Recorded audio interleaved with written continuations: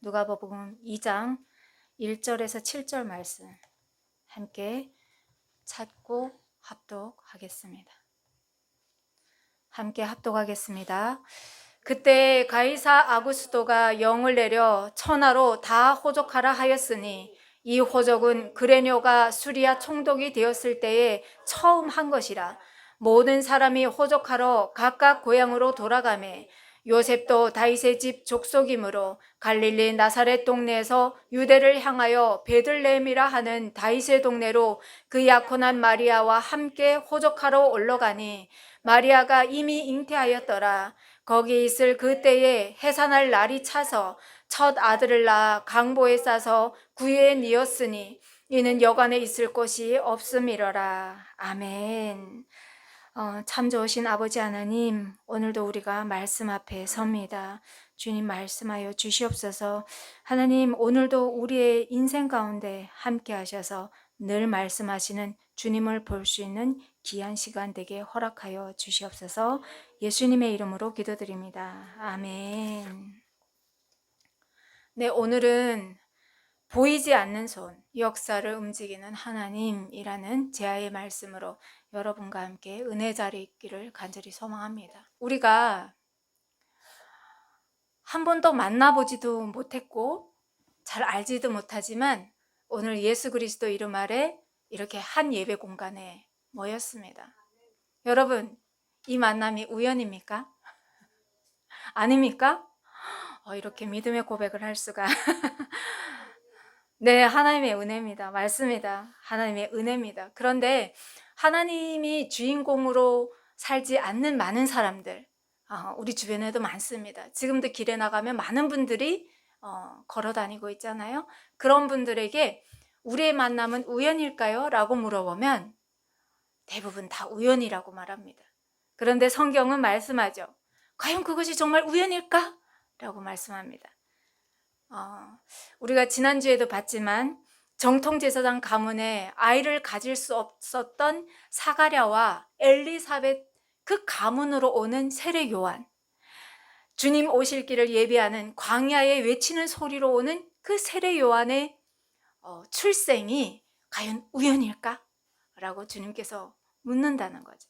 그리고 또 어떻습니까? 나사렛이라는 그 시골 동네에 요셉이라는 청형, 이제 결혼을 약속한 그 마리아가 주의 아들을 낳을 것이라는 이 말씀이 우연이냐는 거죠. 여러분 주변에는 많은 탈북민들이 살아가고 있습니다.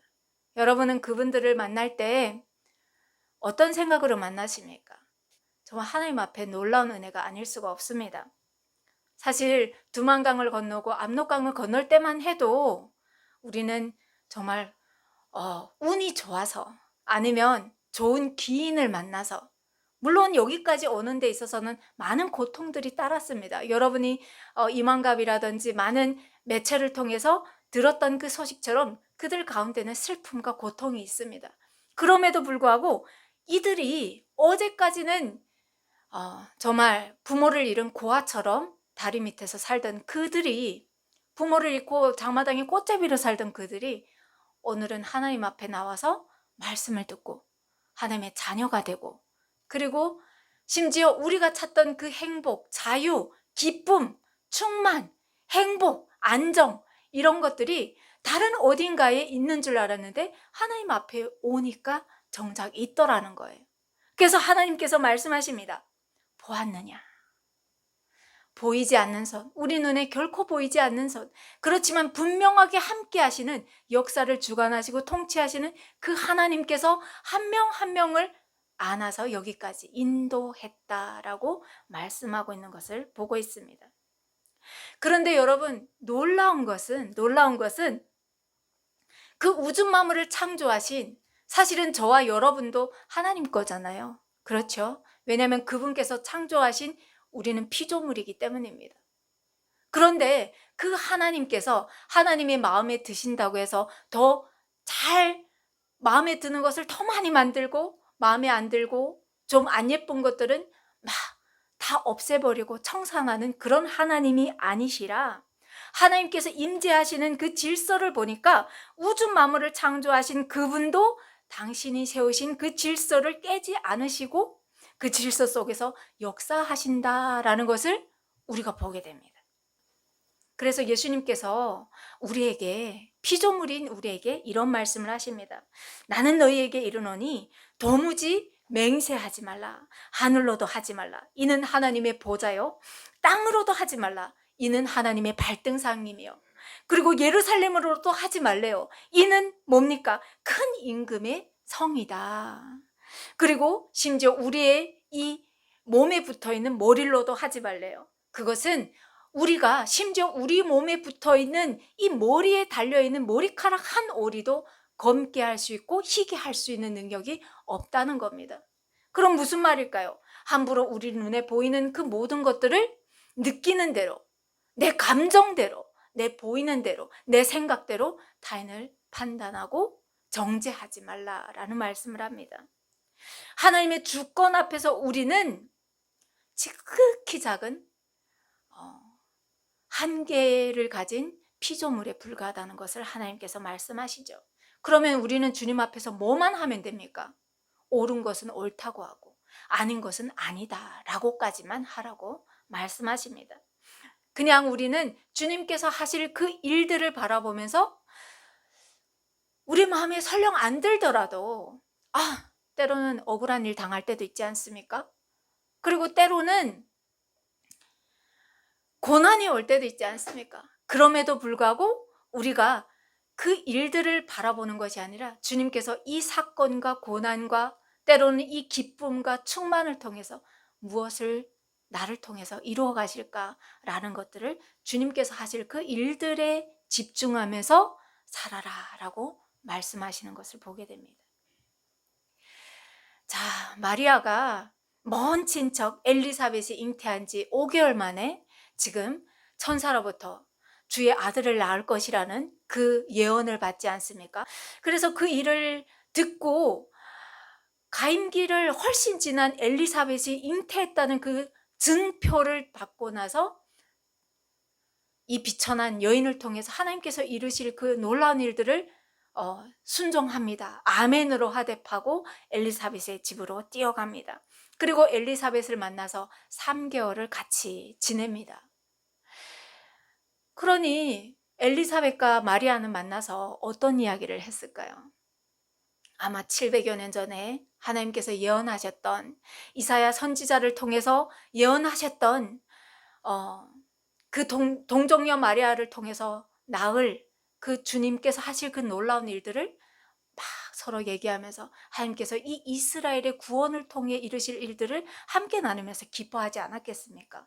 그렇게 3개월 동안 정말 서로 주님을 찬양하면서 이렇게 보내다가 3개월이 되어서 옵니다. 그리고 엘리사벳도 출산하고 마리아는 이제 3개월이 돼가니까 우리 여성들은 알지 않습니까? 아이가 뱃속에서 놀기 시작하겠죠. 그런데 마리아가 이렇게 돌아온다고 해서 마리아의 문제가 해결되었습니까? 해결 안 되었어요. 더 큰 산이 있습니다. 그 산이 뭐죠? 약혼녀 요셉에게 이제 이 놀라운 일을 설명을 해야 되고 이해를 시켜야 되는 거예요. 첩첩산중이죠. 자, 약혼자 요셉이 마리아를 통해서 주의 성령이 나를 덮었고 내가 주님의 아들을 낳을 거래 라는 이야기를 들었습니다. 요셉이 가히 아멘 할 수 있었을까요? 하늘 아래 땅 위에 사는 그 모든 경험과 지식과 모든 지식을 통틀어도 일어날 수 없는 일 들었습니다. 그러니 요셉은 어떤 생각을 했을까요? 마리아가 나와 약혼을 했지만 누군가를 사랑하여서 그 사람이 아이를 가졌구나 라고 생각을 했겠지요. 그런데 성경은 이 요셉을 의로운 사람이라고 이렇게 기록하고 있습니다. 보통 사람이라고 하면 어떤 생각을 가졌을까요? 어떻게 나 같은 남자를 두고 딴 남자를 사랑할 수가 있지? 하면서 심지어 그때 법은 이렇게 내 약혼녀가 딴 사람의 아이를 가지면 그냥 길거리에 돌을 던져서 사용하는 투석형도 있었단 말이에요. 그런데 요셉은 그렇게 마리아를 다른 사람의 손에 던져버리지 않습니다. 어떻게 생각합니까? 마리아의 이야기를 믿을 수는 없지만 이런 일이 아이를 가졌다고 하니 조용히 그 여인과 끊으려고 생각을 합니다. 내 마음에 화가 나고 분노가 치미는 대로 이 여인을 내 원하는 대로 하려고 하지 않는다는 거예요. 그 마음 가운데 마리아를 죽이려고 하는, 해코지하려고 하는 그 악한 마음이 없다는 겁니다. 그래서 하나님께서 어떻게 합니까? 이 요셉과 마리아를 보여주면서 하나님께서 이 시대에도 어떤 사람을 통해서 일을 하시는지 보여주고 계시는 거죠. 우리 가운데 어떤 마음을 품어야 되는지, 주님의 마음은 과연 어떤 마음인지, 이런 것들을 요셉과 마리아를 통해서 말씀하고 있는 겁니다. 자, 그렇지만 이 마리아가 잉태한 사실은 세상의 일이 아니라 하늘의 일이지 않습니까? 그래서 주의 사자가 요셉에게 현몽하여서 나타납니다. 그리고 얘기를 하죠. 다윗의 자손 요셉아, 내 아내 마리아를 데려오기를 무서워하지 말아라. 그에게 잉태된 자는 성령으로 되었어. 사람의 씨로 된 것이 아니야. 상처받을 일이 아니야. 하나님께서 하실 일이 있는 거야. 그러니 가서 데려와라. 그 아이가 나와서 이제 이룰 일들을 막 얘기를 해주지 않습니까? 그래서 요셉이 아무런 추호의 의심도 없이 가서 마리아를 데려옵니다. 자, 그러면 여기에서 사건이 끝나야 되겠죠. 그런데 이 사건은 끝이 아니라 이제 시작이었습니다. 자, 요셉과 마리아가 이제 사람이 생각하는 그 서운한 감정도 다 없어지고 하나님 안에서 하나가 되었어요. 그리고 나서 다른 사건이 하나 일어납니다. 그 사건이 무엇이냐? 로마 황제 가이사 아구스토가 명령을 내리죠. 로마 통치 아래에 있는 모든 사람은 호적을 해라. 그 조상의 고향에 가서 호적을 해라 라는 사건이 하나 또 쾅 떨어집니다. 성경에 보면 이런 호적을 하라는 명령은 처음 있었다라고 기록되고 있지요. 그렇죠? 그러면 로마는 갑자기 왜 호족을 정리하려고 할까? 일단 첫 번째는 많이 태어난 아이들이 있었을 것이고 그동안 못했던 사람의 머릿수를 세야 세금이 징수되지 않겠습니까? 그래서 세금 징수하려고 하는 목적이 있었겠죠. 그리고 두 번째는 로마가 그 거대한 지역을 다스리려고 하니 어디에 누가 있고 어떤 사람들이 위험 요소가 되겠고 이런 것들을 알아야 제국이 안정을 누릴 수가 있겠죠. 그래서 두 번째는 그 군사적으로 통제하려고 하는 그 이유가 있는 것 같습니다. 세 번째는 로마가 이런 나라야 라는 것들을 다시 한번 주입시키는 거죠. 그래서 너희는 로마 통치 아래에 있는 백성이라는 것을 다시 한번 강화하려고 하는, 권력 강화를 위한 하나의 요소로 작용을 했습니다. 말하자면 로마 제국 입장에서는 단순한 행정명령이었습니다. 이건 전쟁도 아니에요. 기근도 아니에요. 그냥 평범한 어느 날 갑자기 떨어진 로마 칙령이었습니다. 그런데 하나님께서 이 칙령을 쓰셨다는 거예요. 쓰셨다는 거예요. 미가서 5장 2절에 보면 베들레헴 에브라다야 하면서 하나님께서 베들레헴에 대해서 예언을 하시는 말씀이 있습니다. 너는 유다 족속 중에 작을지라도 이스라엘을 다스릴 자가 내게로 나올 거다. 이 예언을 하나님께서 이루시려고 로마 칙령을 지금 도구로 사용하신 겁니다. 맞습니까? 그러면 여러분 실제 계획자는 지금 누굽니까? 이 역사를 운영하시는 분은 누구시냐는 겁니다. 세계 최강 권력자가 로마 황제인 것 같은데 결국 이 인구 조사까지도 하나님께서 쓰신다는 겁니다. 평범한 일상 속에서. 그러면 그 주인은 하나님이시겠죠. 이렇게 하나님께서 역사를 운행하신다라는 것을 하나님께서 보여주고 계십니다. 자, 창조주 하나님, 이 우주 만물은 다 주님 거군요 라고 고백할 수밖에 없는 이 사건 속을 우리가 보고 있는데, 그런데 문제는 그런 하나님의 탄생임에도 불구하고 순탄치 않더라 라는 겁니다. 순탄치 않더라. 호적하러 올라가는데 마리아가 어떻습니까? 이제는 막달이 되어서 나귀를 타고 두구둑 가는데 얼마나 힘들었겠습니까? 그 힘들게 다른 사람들은 막 급히 가는데 이 사람들은 천천히 가다 보니까 베들레헴으로 갔더니 이미 투숙할 곳이 없는 겁니다. 여관이 다 나갔어요. 아니, 분명히 하나님께서 성령으로 잉태되어서 하나님의 아들을 낳을 거라고 말씀하셨는데, 우리 늘 크리스마스 때 그러지 않습니까? 주님께서 예배하셔야죠. 주님께서 오시는 날 아닙니까? 그런데 들어갈 곳이 없대요. 그런데 들어갈 곳이 없대요. 여러분, 평탄합니까? 순탄합니까? 오히려 우리의 삶보다 더 고난이 연속을 걷고 있는 주님의 그 탄신일을 우리가 지금 보고 있는 겁니다. 너무너무 들어갈 곳은 없는데 마리아는 출산을 해야 되고, 그래서 어디로 들어갑니까? 양가 염소가 들어가는 외양간에 들어가서, 심지어 뉘울 곳이 없어서 양가 염소에게 먹이를 주는 그 구유에 소독도 안 되고, 심지어 요셉이 마리아에게서 아기 예수님을 받지 않습니까? 세상에 이런 출산이 어디 있습니까? 북한에서도 쉽지 않은 출산입니다. 북한에서도 이렇게까지는 출산하지 않는다고요. 그런데 이 출산이 지금 아기 예수님이 오시는 과정이라는 겁니다.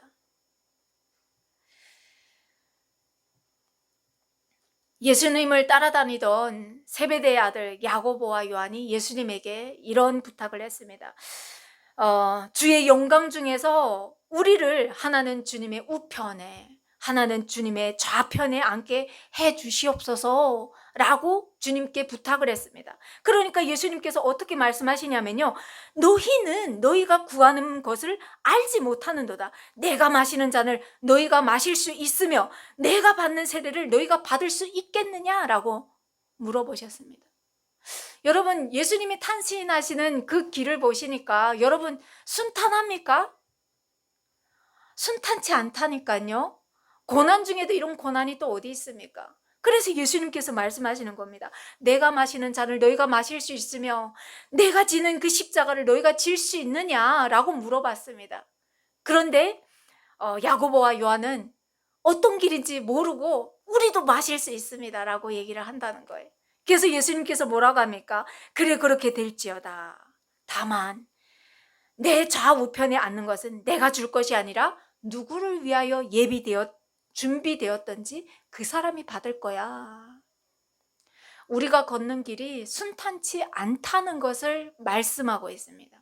우리가 가는 길이 고난이 없다고 하면 우리는 하나님께 버림받은 자식이라는 것을 말씀하고 있는 겁니다. 왜냐하면 모두가 세상을 휩쓸려가는 그 세상 풍파 속에서 걸어가지만 우리는 생명을 쫓아 거슬러 달려가는 하나님의 자녀들이기 때문에 그 삶 가운데 고난이 있고 풍파가 있고 어려움이 있다는 것을 말씀하고 있습니다. 그래서 예수님께서 말씀하십니다. 너희 중에 누구든지 으뜸이 되고자 하는 자는 모든 사람이 종이 되어야 하리라. 인자가 온 것은 섬김을 받으려 함이 아니라 도리어 섬기려 하고 자기 목숨을 많은 사람의 대속물로 주려 함이니라. 예수님이 오신 그 목적이 그거래요.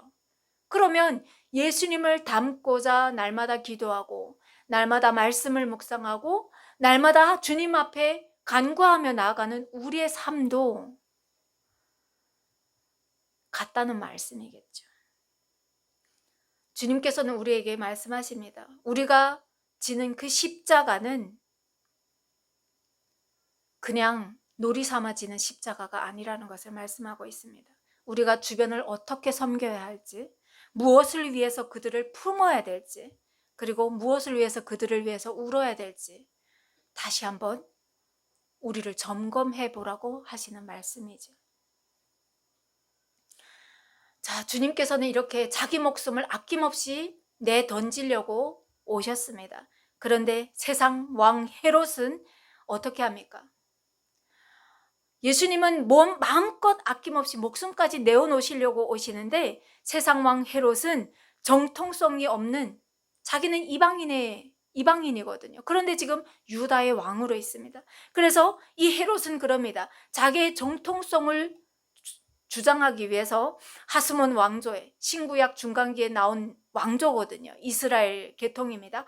하스몬 왕조의 마지막 세대인 마리암네와 이렇게 결혼을 합니다. 결혼을 해서 자기는 이스라엘 사람이다, 이것을 내세우려고 하죠. 그런데도 너무 불안한 거예요. 자기는 이방인이라는 것이 늘 불안해요. 그래서 자존감이 한없이 떨어지고 늘 불안해서 어떻게 합니까? 그 미리암네를 시기하고 의심하여서 죽여버립니다. 그리고 심지어 그가 낳은 아들마저도 자기 왕위를 뺏길까 봐 죽여버리죠. 이런 왕이에요. 극심한 권력 불안에서 떠는 사람, 이런 사람에겐 누가 찾아갔습니까? 동방박사들이 찾아간 겁니다. 동방박사들이 찾아가서 이런 얘기를 하는 거예요. 유대인의 왕으로 나신 이가 어디 계십니까? 우리가 동방에서부터 그의 별을 보고 지금 경배하러 왔습니다. 어디 계십니까? 극심한 불안 안에서, 권력 불안 안에서, 불안감에서 지금 아내와 처자식까지 죽이는 이 세상 왕이 진짜 임금이 나타났다는 거예요. 그러니 가만히 있을 수 있겠습니까? 그래서 헤롯이 어떻게 해요? 모든 대제사장들 모으고 서기관들 모으고, 이 사람들도 물론 정통성이 있는 사람들은 아닙니다. 이 사람들을 모아서 그리스도가 어디서 나겠느냐라고 찾아보라고 하니까 그때 등장하는 것이 미가서 5장 2절 말씀인 거예요. 베들레헴입니다. 베들레헴. 여러분, 하나님께서는 말씀하십니다. 하나님께서 이 세상에 오시는 것은, 캄캄한 이 세상 가운데 빛으로 오신 것은 세상이 몰라서 예수님을 십자가에 못 박았다는 것이 아니라는 겁니다. 알면서도 못을 박았다는 겁니다. 동방박사들의 방문으로 세상이 요동하였다는 겁니다. 그리고 세상은 그 인류의 구원자로 오시는 예수님을 맞이하면서 환호하고 기뻐한 것이 아니라 그 메시아를 잡아 죽이려고 했다는 겁니다. 알면서도 죽였다는 거예요. 다만 오직 몇 안 되는 사람들만 그리스도가 오시기를 간구하고 기다리고 주님께서 하실 그 일들을 사모하며 살았다는 겁니다. 그래서 성경은 그 사람들이 누군지를 기록하고 있어요. 모세의 법대로 정결 예식의 날이 찼습니다. 레위기 12장에 가보면 나오지 않습니까? 산에 아이를 낳았을 때 여인이 며칠 집에서 산후조리를 해야 되는지, 여자아이를 낳았을 때는 얼마를 해야 되는지, 이런 것들이 기록되어 있습니다. 마리아가 아기 예수님을 낳고 이제는 그 정결 예식에 나가야 하는 때가 된 거예요. 그래서 아기 예수님을 안고 요셉과 마리아가 예루살렘으로 올라갑니다. 율법에 보면 첫 해, 그러니까 마리아가 첫 아기를 낳지 않았습니까? 그러니까 첫 해에 처음 난 남자는 다 주의 거룩한 주님의 것이다 라고 기록되어 있거든요. 그래서 율법에 맞게, 율법대로 모세 오경에 맞게 아기 예수님을 이렇게 죽게 드리고 정결 예식을 하려고 예루살렘으로 올라갔습니다. 그때 하나님께서 예비하신 한 사람을 만나는 거예요. 그 사람이 누구냐? 시므온이라는 사람이에요. 성경은 이 사람을 대해서 기록하기로 의롭고 경건한 사람으로 그 사람에게는 늘 성령이 함께 하였다라고 기록하여 있습니다.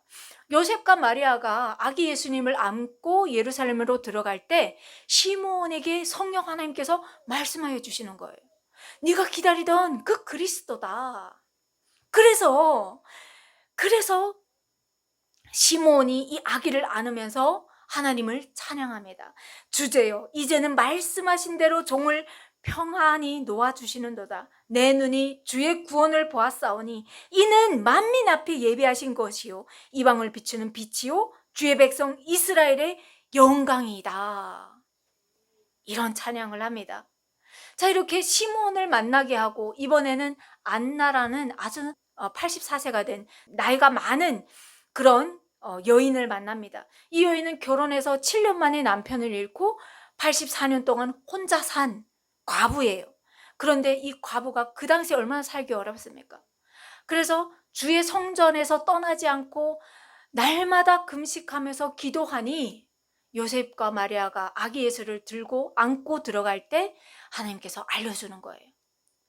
봐라, 이스라엘의 위로가 임하였다. 그래서 하나님께서 예비하신 몇 사람만 아기 예수님을 알아보는 이런 사건이 있습니다. 자, 이렇게 예수님의 탄신을 기뻐하는 사람이 있는가 반면에 세상왕 헤롯은 어떻게 합니까? 동방박사들이 와서 빨리 알려주기를 기다렸는데 동방박사들이 돌아오지 않는 거예요. 그래서 어떻게 합니까? 아, 나를 속이고 갔구나. 그래서 동방박사들이 와서 말했던 그때부터 계산을 해서 2살 배기 아래 모든 남자아이들은 다 죽이는. 그래서 예루살렘에 막 온 이스라엘에 2살 아래 그 아이들을 잃은 부모들의 통곡 소리가 아주 꽉 메우는 이런 사건들이 있습니다. 자, 주님께서 오시는 이 시간들이 왜 이렇게 순탄치 않습니까? 주님, 그렇게 오셨군요. 라고 우리가 이렇게 묵상하게 되는 부분인데, 그럼에도 불구하고 하나님은 이 모든 사건 하나하나가 구약 성경에서 선지자들을 통해서 예언하셨던 그 말씀을 이루기 위한 하나님의 과정이었다라고 얘기하십니다. 호시아 11장 1절에 보면 하나님께서 어떤 말씀을 하십니까? 이스라엘이 어렸을 때 내가 사랑하여서 내 아들을 애굽에서 불러냈다라는 말씀을 성취하기 위해서 헤롯이 이 아이들을 죽이려고 할 때 주의 사자를 통해서 또 요셉과 마리아가 아기 예수님을 안고 이 애굽으로 가는 이런 일들을 하나님께서 행하셨다. 그러면 결국 이 역사는 어느 한 사건도, 평범한 한 사건도 하나님의 그 섭리가 깃들지 않은 것은 아무것도 없구나라는 것을 우리가 지금 보고 있습니다. 공포정치로 백성들을 다스리고 또한 자기 권력을 부여잡고 정말 죽지 않고 평생 누릴 것만 같았던 이 헤롯 왕도 결국 하나님 앞에서 요절을 합니다. 오래 살지 못하고 빨리 죽죠. 그래서 헤롯이 죽고 나서 주의 사자가 요셉에게 말하지 않습니까? 이제 아기 예수를 해치려고 했던 그 헤롯 왕이 죽었다. 그러니 이제 돌아가라 라고 명령을 하죠. 그래서 돌아오는데 이 헤롯 왕의 권력은 그러면 누가 이제 다스리겠습니까? 그에게 남은 미레암네가 낳은 아들들이 아닌 다른 여인을 통해서 낳은 아들 3명이 있는데 그 아들들이 이스라엘을 이렇게 나누어서 분봉왕으로 다스리게 됩니다. 그런데 하필이면 아킬레오라는 그 헤롯의 아들 중에 한 명이 아버지 헤롯과 가장 많이 닮은 그 악한 그 왕이 예루살렘을 다스리는 왕인 거예요. 그래서 요셉이 너무 끔찍한 거예요. 아니, 예수님 그 아기 예수를 낳았다는 그 말만 들어도 2살 아래 그 남아들을 다 죽이는 그 잔인무도한 왕이었는데 그 사람과 꼭 닮은 아들이 또 유대를 다스리고 있는 거예요. 그래서 예루살렘으로 올라가기를 굉장히 주저하지요. 그때 주의 사자가 또 뭐라고 합니까? 그러면 갈릴리로 올라가라. 그래서 갈릴리로 올라가서 나사렛으로 들어가는데 하나님께서는 말씀하십니다. 이 또한 이사야 선지자를 통해서 예언된 나사렛 사람이라 칭하리라 하심을 이루려고 하는 하나님의 섭리 가운데 하나였다라고 성경은 기록합니다. 여러분, 오늘 예수님의 이 어린 시절, 하나님 예수님께서 탄생하시는 그 사건 하나하나를 지금 따라가면서 우리가 봤습니다. 그런데 어떻습니까? 우리가 눈에 보이고 우리가 늘 느끼고 와, 지금의 최강국은 저 나라가 맞아 라고 우리가 인정할 수밖에 없는 그 세상 권력인 것 같은데, 그런데 하나님은 오늘도 말씀하시는 거예요. 세계 최강 권력자인 로마 왕 가이사 아구스토도 하나님께서 쓰시는 도구에 불과했다. 사람들은 어떤 사건을 바라보면서 그 시대에 일어날 수밖에 없었던 사건이었어 라고 얘기하지만 하나님은 성경을 통해서 말씀합니다.